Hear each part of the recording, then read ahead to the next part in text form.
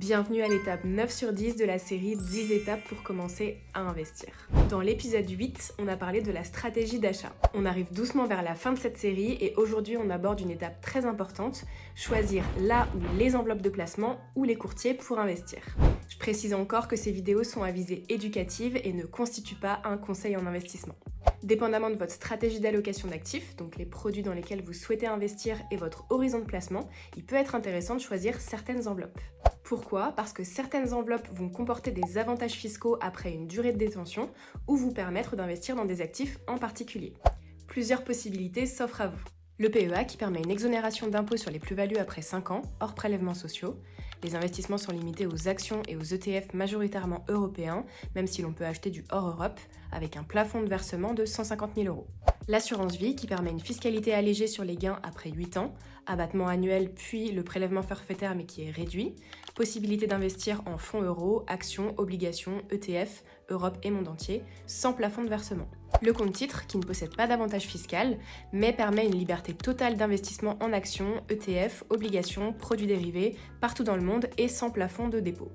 À noter que ces enveloppes peuvent être ouvertes dans des banques traditionnelles, des banques en ligne ou des courtiers. Pour certains actifs comme les métaux précieux, les crypto-monnaies ou les SCPI, vous trouverez votre bonheur dans les courtiers en ligne spécialisés. Il existe beaucoup de comparateurs en ligne, vous trouverez forcément celui qui vous convient. Rappelez-vous seulement que c'est primordial de partir à la chasse aux frais. Frais de création de compte, frais de courtage, frais de tenue de compte, frais de garde, frais de rachat, frais de sortie.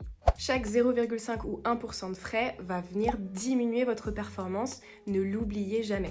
Sachez également que vous n'êtes pas marié avec votre banque, si vous trouvez plus compétitif ailleurs, vous pouvez partir. Vous pouvez d'ailleurs transférer votre PEA ou autre sans perdre votre durée de détention. Vous avez juste à faire un transfert interbanque. Selon votre profil d'investisseur et votre appétence pour la connaissance sur la finance, vous pourrez également choisir entre une gestion libre et une gestion profilée. Si vous voulez gérer vous-même vos investissements, vous pourrez opter pour la gestion libre. Si par contre vous préférez déléguer parce que vous manquez de temps ou alors ça vous intéresse pas forcément, vous pourrez donc choisir la gestion profilée. À savoir seulement que les courtiers et les banques se rémunèrent aussi avec la gestion profilée puisqu'ils vous prendront un pourcentage de vos gains ou des frais fixes. Je vous encourage donc vraiment à vous former si ça vous intéresse et à passer à la gestion libre dès que vous vous sentez prêt. Je vous l'ai dit, on avance étape par étape pour construire une stratégie solide. On se retrouve lundi pour l'étape numéro 10, ce sera la dernière étape, donc abonne-toi si tu veux pas louper les prochaines vidéos.